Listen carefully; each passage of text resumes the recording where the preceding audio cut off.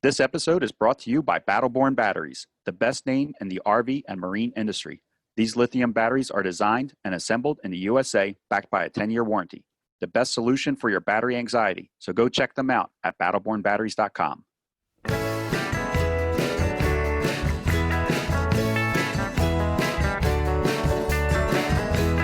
You are listening to Beyond the Wheel, a podcast about the people and ideas that drive the RV community forward.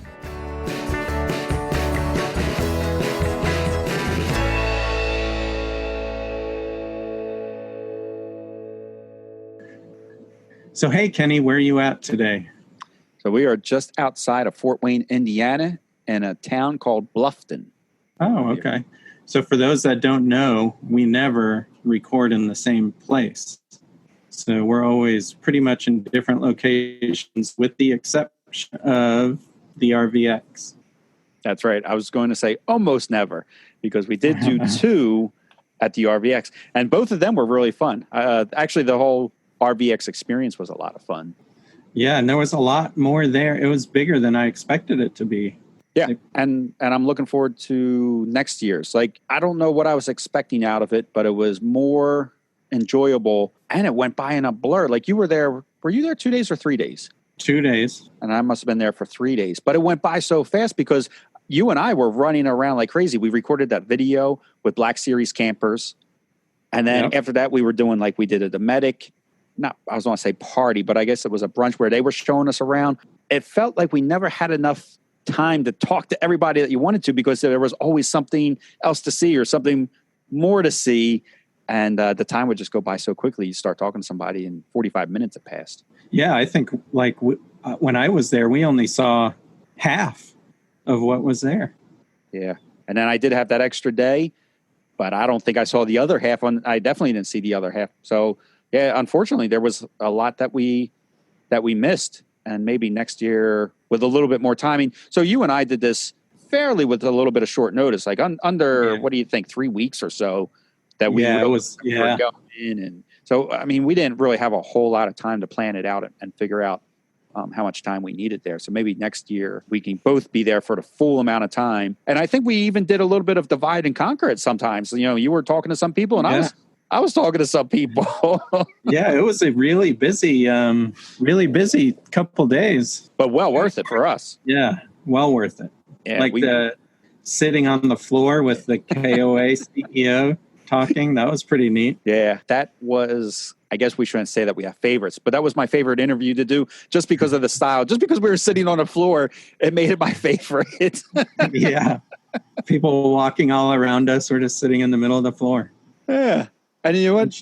Usually I'm very self-conscious about things. Like when Sabrina and I shoot videos or anything like that, I'm always like looking around to see if people are watching us or looking at us funny. But if, for whatever reason in that moment, I was very focused on just what we were doing. And when I went back and heard the recording when you sent it over to me, I was like, wow, there was a lot of people walking around and talking. Yeah. And I didn't really notice the people either. And then there was a KOA person taking photos, and I just briefly noticed that person, but I don't think you noticed that person at all. No. In fact, I didn't know anything about that till just now. Oh. Well, there was somebody taking pictures.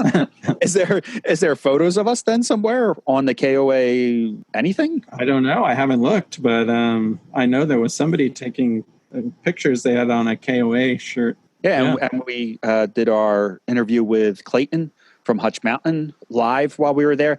I kind of wish that we could do all of our podcasts live now, like with the person in the room with us. I don't know how we would ever. We can't even get you and I in the same room together, so I don't know how we would pull that off. Yeah, he was a lot of fun too. He was very animated, and it was good to be in. I don't think it would have been the same being over the internet. No, definitely not. And he has a really neat product, so it'll be cool to share that with people. I thought he had definitely very enthusiastic about what he does. Yeah, he's a good guy. And I'm glad that we were able to meet him. So we met him actually at Quartzsite, and he was able to give us that demonstration of the propane conversion kit. And we got to see it firsthand. And I was really blown away by just how clean that was running. Like I've worked construction and stuff like that, generators all the time. And they just, they smell rotten all the time. And this was really clean running and quiet, and I was really impressed with it. And then the Black Series interview, that was pretty good too. I thought we timed that perfect. That was your idea to do that before everybody came into the show. So I don't know. Was that my idea? I'll take credit for it. But no, it was definitely your idea. I remember because we missed part of the big reveal. Remember, we missed part of the reveal to get that filmed. That was good, and that is a really cool, interesting travel trailer. If you haven't checked it out, I have it on my YouTube channel. You're going to post it on your YouTube channel. It's the Black Series HQ19, which I later found out is about 26 feet long. So it's under 30 feet long. And the thing is, like, I don't know if there's any travel trailer as rugged, like made to like do those twists and turns with that crazy, what would you call that? That axle or pivoting. Yeah, that 360 degree hitch. Yeah. Yeah, you can go anywhere with that. I'm trying to figure out like what type of vehicle the trailer could go anywhere. Now you need a vehicle that could go anywhere to go, to pair it with.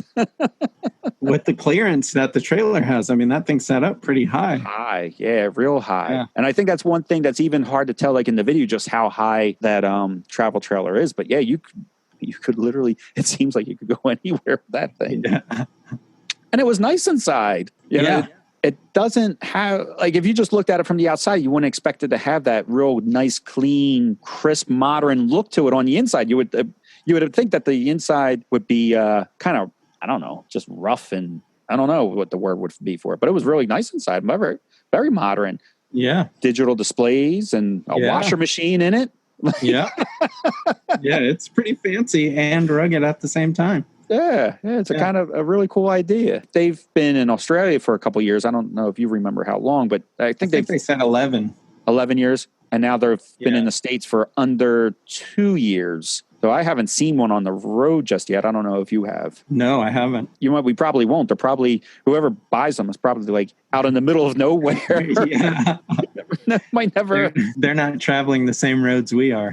No, they're not going down I-40.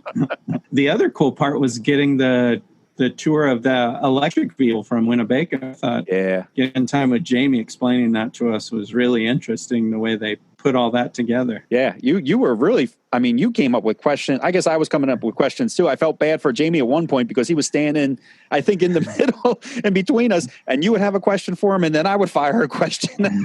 I don't think he knew what was happening. And then getting to see what they did with the Forza, for the accessibility enhanced.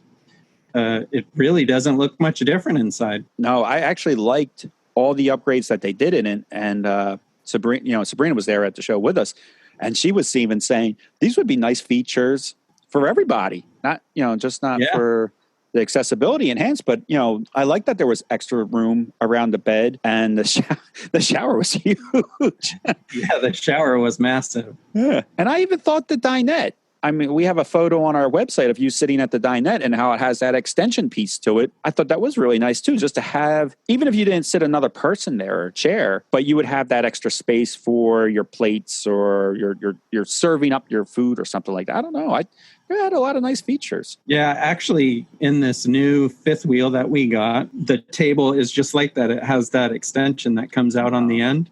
That's great. And that's one of the things that Julie liked about it. So now you just did a little spoiler, but Sean and Julie just bought a brand new Arctic Fox fifth wheel. And you guys downsized from your 44-foot fifth wheel to is it 29? 29 and a half. So what was your big driving force to downsize from 44 to 29? Well, that's a loaded question, because we actually, when we bought our Cyclone, it was like a spur of the moment. We really didn't have any idea about RVs in general. So we just found one that looked pretty and we bought it. And this time we actually had a list of several criteria that we wanted to have. We wanted smaller so we can fit in a lot of national and state parks. Okay. And we wanted to have it small but still have good tank capacity for if we want a boondock. Yep. And then we wanted it well insulated for the 4 seasons. Yeah. So the Arctic Fox was really the only one that met all of our criteria. And for some people that maybe are new to RVing or anything like that, so being under 30 feet allows you in all the national parks, all the campgrounds and things like that. There are some national parks that have like a size restriction, but being under 30 feet, you can get in every single one of them, I believe. I think most of them, yeah. I think there's a couple that you have to be under 24 feet. Oh, really? Yeah, I think we found a couple, but for the most part, yeah, we can go in any. And you've been able to enjoy that for a couple of years with yours because you're under 30 feet as well. Yeah, and easily got into Zion, which is awesome. Yeah, so we were very limited in being able to get into places. So we wanted to be able to enjoy it like you guys do. Okay. And it's a lot more maneuverable, so easier to get around spots as well. In and out of the gas stations, probably even, I would imagine even when you're driving down the road, 44 foot plus your truck, just to merging onto traffic, and you know how people are around you in cars. Nobody wants to be behind you. They scoot all around you. I'm sure just the everyday drivability of it's got to be easier too. Just being on the road. Yeah, definitely a lot lighter. Will save us. It's about half the weight of our fifth wheel, so that'll save us on gas too. And it being a four season, you don't have to worry about being in the cold, the heat, or nothing like that. Which I think some people don't really take in consideration a lot of times when they're looking at RVs is if they're living in it, it's difficult to find. Like you said, this was the only one that you found that really met all your needs. But I think it is difficult to find an RV that's truly like an all season type of vehicle that you don't have to worry about going, below freezing temperatures. So that's awesome. Yeah, and this one, it has heat out to even where the sewer cap is to drain. Yeah, that's all heated, so nice. You don't risk a lot of freezing. So yeah, that was very important. In fact, we're in Las Vegas right now, and we don't even have to run the AC. Oh, we just turn on the ceiling fan and open up a couple windows, and we're fine. No, that's great. You had said that. So you're 44 foot. That was your first RV. Yeah, and you guys have been RVing for almost 5 years now, right? Yeah, 5 years, yeah. So you're braver than I am, Sean. I think if I would have just, when I was just starting the RV with Sabrina and I don't know if I would have looked at a 40-foot RV and be like, yeah, I'm the one to tow this. Was that intimidating at all when you first got it? Or did you have experience with big rig trucking or anything? I had no experience at all, but I was a little nervous about it. Julie was more nervous than I was. After you tow it a couple times, it's really not that big of a deal. It's just getting into places that you want to get into that becomes the big deal. When we bought our motorhome, being that it was only 30 feet Class A, it wasn't much bigger than. And I always tell people, like, if they want to test out the feel of a drive of a Class A, is to rent like a large U-Haul truck or a Ryder truck. It kind of has that feel to it. And I rented, and I drove one for work at one point, so I never felt intimidated by our Class A because it just feels like a big Ryder truck or a U-Haul truck. It's not even really that much bigger than them. I think it's like a foot longer than the biggest Ryder truck. But I didn't realize that. Yeah. Yeah. So we're 30 foot, and you can rent a Ryder truck that's 32 feet with the cab. Oh, really? And between from bumper to bumper, it's a 26 foot, box truck. But then when you add the cab, it's like 32 feet or something like that. Yeah. So that's there's a little tip for people that are interested in if they think they could handle a Class A, just rent a 26-foot box truck from Ryder and you'd be okay. But I think I would be intimidated by a 44-foot fifth wheel on the back of my truck. So what were you guys' total length from bumper to, from the bumper of your truck to the back of the fifth wheel? Well, the truck is 21 feet long, and you got to think about probably 5 to 8 feet of the RV was over the bed. Oh, yeah. So pretty long. yeah, that's pretty long. I would imagine backing that into campsites, even if the campsite accepted you, I would still imagine there'd be a learning curve or just difficulty backing something like that into campsites. Even if the campsite said, "Oh yeah, no problem," whatever, we're good for 50 feet. I wouldn't imagine it's easy compared to what you have now. Yeah, it definitely almost caused a divorce a couple of times. Did you do all the backing in for the most part? Yeah. Would Julie get out and give you the hand signals and things like that? Yeah, do all the spotting. Yeah. It almost caused a divorce. You're not the first person to say that. I've heard this from a bunch of people. So now with the Arctic Fox, though, so you guys don't have a better marriage with the Arctic Fox then because of that. Yeah. Yeah. In fact, I think I can probably do most of it without her even there. Yeah. Because Really? I can see really well with my mirrors with this Arctic Fox. It's really easy to see around it compared to the Cyclone. Yeah. And I think you said that you were able to transfer your snap pads onto this one. So you still got your snap pads? Yep. The snap pads moved over. I took my Battleborn batteries with me. Nice. I took my Victron inverter charger. I took all the solar stuff except for the panels I left up on the roof. And the dealer that you bought the Arctic Fox did you do a trade-in? Yep, we traded it in. And so that was another one of our criteria that I think it's important for people to think about is we wanted to trade ours in, and we didn't want the difference between the trade-in and the price of the new one, what we were going to have to pay to be more than $10,000. Okay. You guys were already shopping around. You had the Arctic Fox down to your top 4 choices, I believe. Top 3. It was in our top 3. Top 3, even better. And then you guys do seminars all across the country, and you were doing a seminar at a RV show. Yep. And they had an Arctic Fox. They had it there. Okay. Yep. And the show prices were definitely a lot lower than what we had found before. So definitely checking out shows is a good idea when you're in the market if you're looking to buy something new. And you were able to even haggle lower than the show price, I believe, right? Oh, yeah. Yeah. Yeah, about a few $1,000s more off. So on top of the show price being a great price, you were even able to haggle. I think that's a good tip for shopping around too. Yeah, and we were the first people in the Arctic Fox at the show.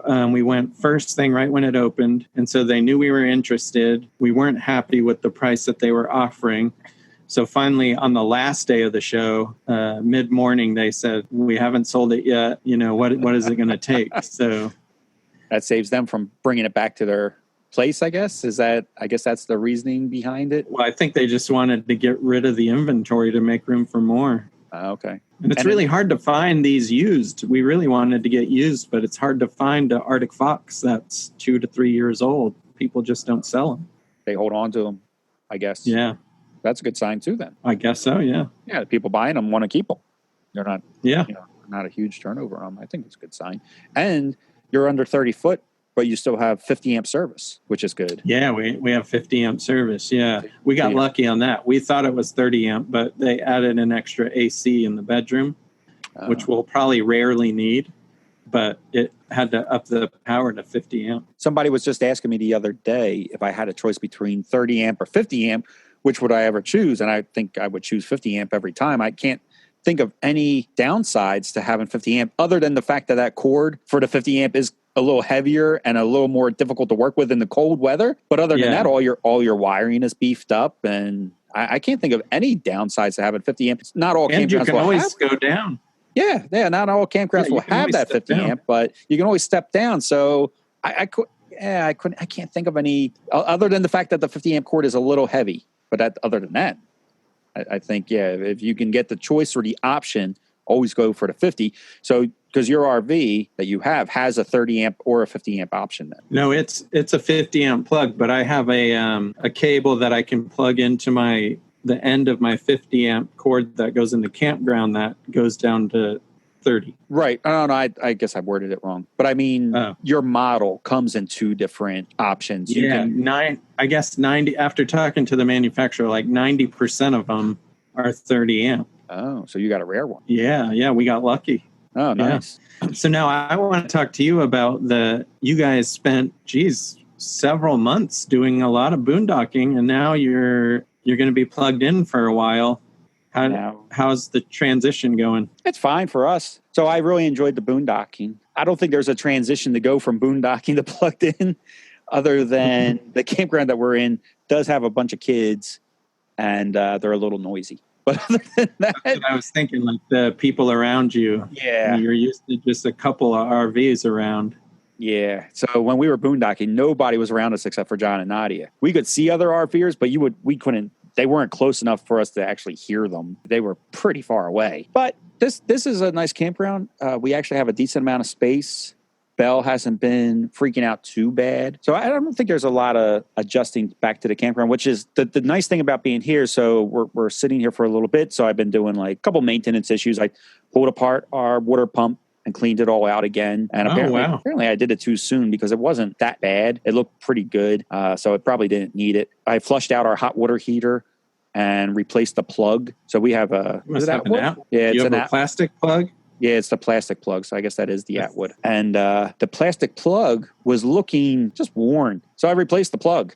I think what happened was when we first bought this and I drained the hot water heater before, I didn't have the right tool for the plug, and I kind of stripped out the plug. But this time when I flushed it out, I just replaced the plug with a new plug. I'm about to add a USB to the back bedroom. So was the water heater, how long did that take you to do? Under 30 minutes. Yeah, that's what we tell people at the seminar. So I just wanted to see if that was true. Yeah, under 30 minutes. I mean, from the whole, start to finish, under 30 minutes, draining all the water out of it, flushing it through. Even the water pump disconnect, because our water pump's in a pretty easy location for me to get to. From start to finish, from removing the water pump, cleaning it out, and installing again, only about 30 minutes. Oh, wow. Yeah, not too bad. And that's pulling, I completely pulled it all apart, the diaphragm, everything, and wiped it all. So your water pump isn't like behind a wall or anything? No, it's so we open up one of our cargo bay doors. It's next to our fresh water tank, and it's just above this little free zone area. But I can just get with it, just a screwdriver and 4 bolts and one little plug and a couple little 2 hoses, and it's all, pretty easy. I know I've been doing a couple other maintenance things. Oh, you know what else I did that made a big difference? And I actually took all 2, or 3, I guess, if you count the shower. So I took our, the little fittings that are inside the faucets. I took all them out and cleaned them and then put them back in. And we now have like amazing water pressure. They were all dirty. They all had like little pieces of gunk. I don't know what else you would call it. But I cleaned them all out. The one, especially our bathroom sink, used to be like a dribble of water. And I guess we just got, over time, you just get used. We've had it for 2 years. I've never done it before. So I guess after time, it slowly happens and you don't even realize. And then I cleaned it out, put it back in. And Sabrina's like, oh, this is like a house faucet now. It made a huge difference. What'd you clean them with? Did you use anything special? No, I just took them out and then ran them underwater in reverse. And it just pushed all the debris out of them and put it back in. And because I've heard of some people using vinegar for that, like soak them in vinegar or something. These were just easy to clean. I literally just took them out, flipped them upside down, turned the water faucet on, and sprayed it in the reverse direction. You could see all the pieces just coming out of it. And that's all I've been doing. I've just been doing like little maintenance work here and there. I ordered an Easy Start. That's on its way. I'm going to put install the Easy Start while we're here. Just little maintenance stuff. You just have the one AC, right? So you only needed one Easy Start? Yeah. And I got it from Clayton. I bought it from Hutch Mountain, actually. Which is Clayton's company. I ordered it online. It was under $300 with the shipping and with the install kit. So I thought it was a good price. Really? Like $295. Okay. Yeah, $295, including the shipping and including the install kit. That's one thing I didn't take off of my other RV was my Easy Start. So, so I gotta get another one for this the main AC in here. I gotta go back and watch your video on the Easy Start install. I'll wait till the thing comes in, and see how I'm gonna hook this up. I would imagine it's all. Well, maybe they do install differently from different AC because you installed yours in what? What was your brand? It was a Coleman, I think. Oh, well, that's what I have then. Oh, easy enough then. But there's different Colemans. There's like the low profile one. There's the regular one. I have the regular one. I have a Mach something. Mach 6, Mach 7. I forget what it is. It's pretty easy, though. Yeah. It's pretty easy. That's what you're telling me. The people at Micro Air, we did a podcast with them, and I remember telling them how, like, I called and they talked me through a couple of issues I had because our AC was initially wired wrong. So it confused me on the diagrams. Really? So, So once I talked to them on the phone, he was like, oh, no, that wire is not supposed to be there. You're supposed to move it over here. So, so your AC was wired wrong. Yeah, but I guess probably it improved the function of the AC by putting in that. Nice. Well, you know who I'm calling when I have an issue when I'm installing it? Sean Chicory. Not calling Micro Air. I'm calling Sean. It'll be real easy for you to put it in, though. I mean, their instructions are really good. So Sabrina's looking forward to having an easy start, not hearing that banging on and banging off and everything. I don't know. Our AC is kind of loud when it kicks in and kicks off. So looking forward to the quieter. And when we're boondocking too, I figure it'd be easier on our generator. Yeah. Easier for the generator to start up the AC. I mean, even though the generator can handle it, but hey, if we can make it easier on it, why not? Yeah. I don't know when we're going to get back out to boondocking. I know we want to because we did enjoy it. It was nice, but we'll be here. Sabrina's working here in Indiana for at least another week or two. And then we're driving out west. We're going to head to Seattle. And I think that's for work too. So when she works, we don't boondock when she works. When you're traveling like that, like her schedule is pretty set. So do you make sure you have reservations at a place before she accepts the job, or do you do it after and just hope for the best? No, we do it after. And so far, I never even thought about making them before. But yeah, so far, we've always been able to get a campground. Yeah, I never even thought about a place being full. But I guess if one place was full, we would just go try to find another place nearby. Yeah, you might have just jinxed us, Sean. I don't know. We've never had it. It's never been a problem. Yeah, we always make sure that she has the job before we book a reservation. I guess it's like what came first, the chicken or the egg, right? I mean, yeah. Because if she didn't, if that contract, like if there was something she wasn't happy with and ended up not taking it, then you might be out some money or something. Yeah, then we'd have to try to cancel the campground. And I guess for the most part, most of them give us 48 hours. We stay at a lot of KOAs, and I think it's like a 48-hour. I forget what the policy is. We've never had to cancel. Policy. Yeah, but I think they do. I think KOA does have a good policy on that. So you're going Indiana, then Seattle. All over the place. Yeah, we're going. A long drive.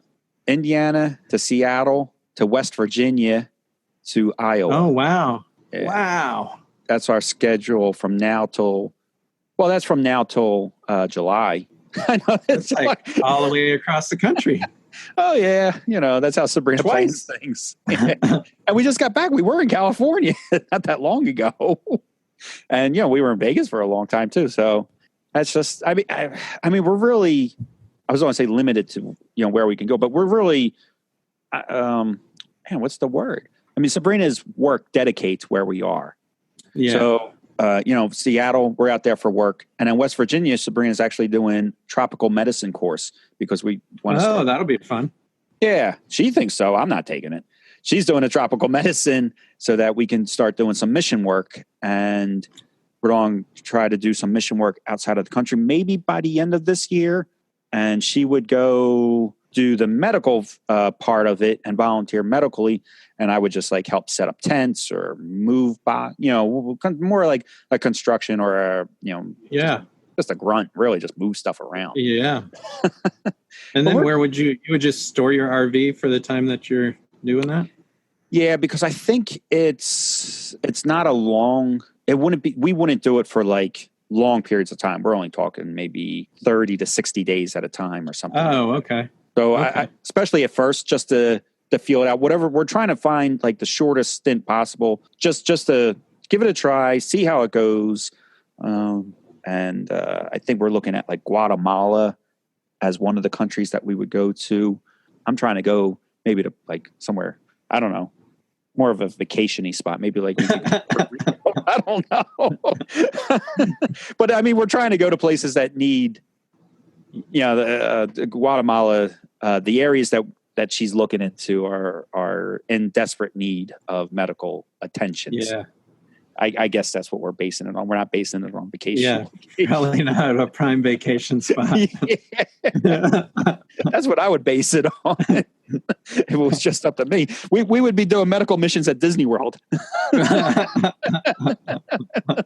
That's our plans for the next couple months. It's just when you go to get the oil changed in your motor, you have to go to a RV facility? No, because we got the Ford chassis. So we can go to any mechanic that has a large enough bay. So sometimes I go to Monroe, sometimes I go to Ford themselves, but Ford's a little pricey. And the last time we did it, we actually had a mobile oil change place come out and do ours. And that was like, yeah, we did that. And I was like, wow, that was really easy. That was from somebody that watches our channel, Doug from Vegas. He was like, why don't you guys just have, we were in Vegas at the time, and he was talking to us in person. He said, why don't you just have somebody come out and take, do it right on the spot? Then you don't have to drive it anywhere. I was like, I'll give it a try. And it wound up being cheaper than what Ford was on charge. So is it pretty easy to find these mobile RV oil changers? We've only done the one mobile RV. In Vegas was easy to find. I don't know if that's true everywhere, but in general, it's very easy to find people to change the oil in our RV because it is gas. I mean, anybody can change the oil. I could do it myself, and this is the reason why I don't do it. One, because people are probably wondering, why don't I just do it myself? One, then we got to carry an enormous oil pan. Two, I'm not like a certified mechanic. And like when Ford does it or Monroe does it, they're checking the brakes. They're looking underneath the chassis. Yeah, they're looking at more than just the oil. Yeah, they're doing like an inspection on the RV under the chassis and stuff. And I'm hoping because they are experienced and know what they're looking for, that they would spot something that could be an issue that I wouldn't spot. I am under the RV, but not often enough to know if something was wrong. So I'm just... that's the reasons why I take it to places. Is just that I want a trained professional looking over the chassis. And when they do all the greasing, they grease all the fit. So they do the oil change and also they grease the fittings. And I think it's like, I forget now. I think it's 9 points of grease fittings on our chassis. But So the mobile person did that as well? He did that. Yep. He did the grease fittings. And then he also did an inspection of underneath the chassis to make sure everything looked good. I don't think he did the brakes. I don't think he looked at the brakes, but other places that we go to, like Ford takes a look at the brakes and make sure. Yeah, I'm sure they're hoping, really they're hoping they're like, that they have to replace the brakes or something like that. But which is also not a terrible thing, but they're really looking this thing over because they want to do the work. So I just think it's a good idea. The miles that Sabrina and I do. So we got 55,000 miles on this thing now. We do a lot of miles. It's important that this thing gets us to where we're going safely. Yeah. I think it's worth it. So I'm curious about the mobile guy. How does he do it? Does he just have a big oil pan and then he puts it in a barrel or something in his truck? Yes. So he had a van, and Sean, I didn't even really watch him. But I want to say, I think he actually had some type of suction that pulled like a hose, but that doesn't sound right. But I could have swore I remember hearing him turn on some type of generator while he was doing the oil change. I want to say if there's any mobile oil changers out there listening to this, I'm curious about the process.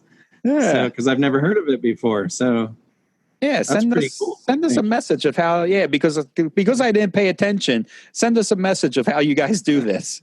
Is there some type of suction involved, or was the generator maybe that was a pump that actually put the oil in?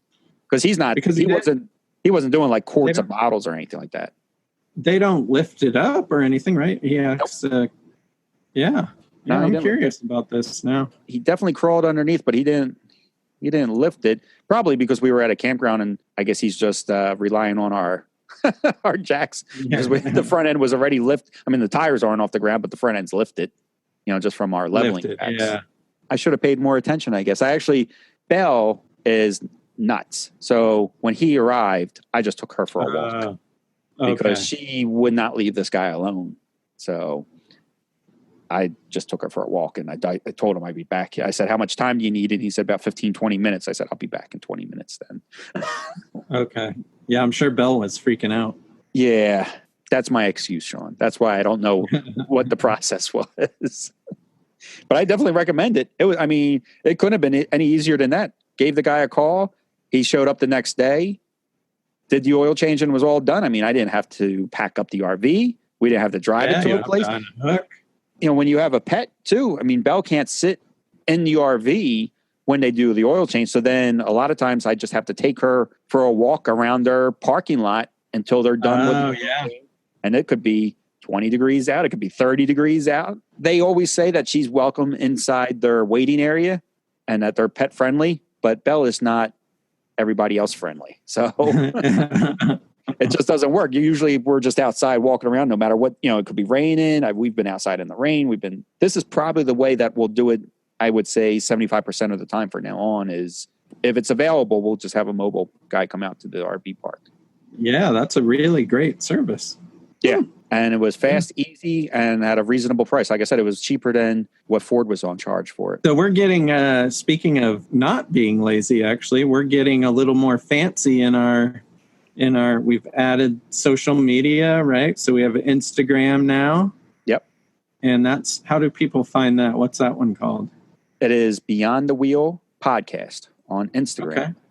And so we also now have Facebook, which is also Beyond the Wheel Podcast. I guess nice. we read each other's mind on that one. Yeah, so I'm controlling the Instagram and Sean's doing the Facebook. Sean does actually mostly everything. I show up for the interview and I do Instagram and that's it. Sean does everything else. And you do the show notes. I do the show notes, yeah, but you do all the editing. And you've been scheduling most of the guests lately too, so. That's just lately. But for the most part, that's all you too. And then we also have an email subscription on our website now, so people can sign up. Yeah, so between the email subscription, our Facebook now, we got Instagram. We're really covering a lot of different venues. I don't know what you would call that, but we're everywhere now. Yeah, we're growing. We are growing. It's still a lot of fun. So yeah, it's fun to get the people on the show. We just talked to Better For Your, and we laughed a lot with them. I still enjoy. I think the part that I enjoy the most is still the learning. Like every single person that we talk to, I learned so much about not just them and what they're doing, but just the RV industry itself, or the products of it. And I like. Yeah, when that Better For Your interview comes out in a couple of episodes, it's amazing how much goes into making a cup. A cup, yeah. I would have never guessed it. I'm using my cup right now. Actually, my Better For Your mug. Yeah, like you said, just so much goes into this mug. And I remember when Jason and Rose were telling us about it, I was just sitting here staring at this mug the entire time. Like when he's talking about the seams and everything, I'm looking underneath it to see if I could find them. I couldn't find them, but it's unbelievable how much thought. And I always like to, the about the show too is like I like to see or hear about how much time has gone into a service or a product before it even gets off the ground. We talked to Escapees, and I had no idea that the Escapees had started with their grandparents. I thought it was his parents, and that it started with just the newsletter so that people could, keep in touch. And now they have services on top of services and discounts, and they're looking out. Yeah, I was just reading the Escapees magazine this morning while I was drinking my coffee. All of the stuff that's in that magazine, I mean, they got tons of stuff to offer people. It's really hard to imagine that it just started with a simple newsletter. Imagine where we'll be in 10 years from now, Sean, with the podcast. Yeah. Why are you laughing? No, I'm saying I hope it'll be just as successful as theirs. Yeah, wouldn't that be something? Maybe in 4 years, like Battleborn, we can be. Yeah, they grew really fast. I mean, I'm not trying to take anything away from us, but they have an amazing product. So yeah, I mean, that lithium battery, man, it's amazing. Things like magic. Yeah. So, are you still using your solar at all? Now that you're in a campground, have you put any panels at all? Have not, because I know you do when you're at a campground, and people are probably scratching their head. They're like, why would he be using solar campground? But you do it because you're usually at places for a monthly period and they charge you for the electricity, and it saves you, right? That's that's just genius. But Sabrina and I are always, sometimes daily, sometimes the longest we'll go is like a weekly, and they never charge us for the. Oh, that's true. Yeah, you never are at a place long enough. I might set up the panels to do a video in a couple of days, but that would be the only reason, just to do a video about the solar and how much draw everything uses in the RV and stuff like that. But yeah, because you built your own little suitcase for the panels, right? Yep. That would be a good video. You know what, Sean? I have no idea anymore. Sometimes I make a video and I think, wow, this video is on blow everybody away. It's on do amazing. And it does nothing at all. And then there's a video, like our most popular video almost never even made it to YouTube because I I made it and I watched it and I was like, oh, this sucks. I'm not going to post it. And Sabrina was like, Really? it's our sleeping at a rest area. It's our most popular video by far. It's got almost like 400,000 views. And you were not going to post that? I wasn't going to post it. I did it in a day. I did it real quick, just sitting from the driver's seat, and took a couple photos outside the RV. I put it all together. I watched it, and I said, Sabrina, sucks. I'm not going to post it. She's like, well, you just spent the day on it. You might as well post it. Who cares if it sucks? Just put it out there. And she was like, it doesn't have to be a great video every single time. I was like, yeah, I guess you're right. So I posted it. It's our most popular video. So don't go by. I have no idea what a good video is. I think anything helping people with solar and things that they can do themselves is a good video. Yeah, I do agree with that. And I do agree that even any video, like it doesn't have to be a popular video, but any video that is helpful, I think in any way is a good video. Yeah, that's true. Yeah, I think anytime that you can put something together that someone's going to find some value or save them scratching their head or a headache or money or anything like that, I think all that is definitely helpful and a good video, no matter what it does in views. Yeah, we do the same thing at seminars. Like a couple times in the last couple places we've been, a couple of our seminars were just at odd times, and we would get only like one or two people. Just having those one or two people, if you can help them, that's great. Yeah, and imagine the value that they're getting from just being the only ones there at that time. You're getting like almost like probably a tailored version of your seminar, I would imagine, because then they get to ask the questions and without anybody else. Yeah, that's true. That's true. You should charge double for them. Yeah. They're like tailor-made. All right, Sean. Well, I think that's everything that we have to say today. And as always, it's always great talking with you. Always have a good time, even with or without guests. I hope everybody enjoyed this episode. And if you could leave a rating or review on whatever you are listening to us on, whether that be iTunes, Google Play, or even our own website, maybe. Can you leave a review on our website, Sean? Yeah. Yep. Oh, do that as well then. These reviews help get us noticed, make us more searchable, and things like that. I think that's what I'm trying to say. So, yeah. Thanks, everybody. We do appreciate it. And our next episode will be what, Sean? Our next episode is Clayton from Hutch Mountain. Oh, that's talking about his propane conversion kit for the generators. And that will be another live recording that we did at the RVX show. So a lot of fun there. Sounds good. All right, everybody, be good, safe travels, and we will talk to you next time.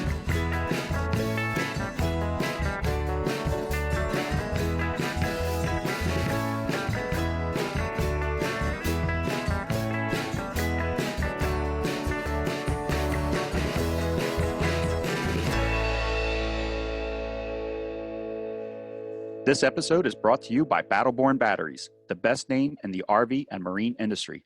These lithium batteries are designed and assembled in the USA, backed by a 10-year warranty.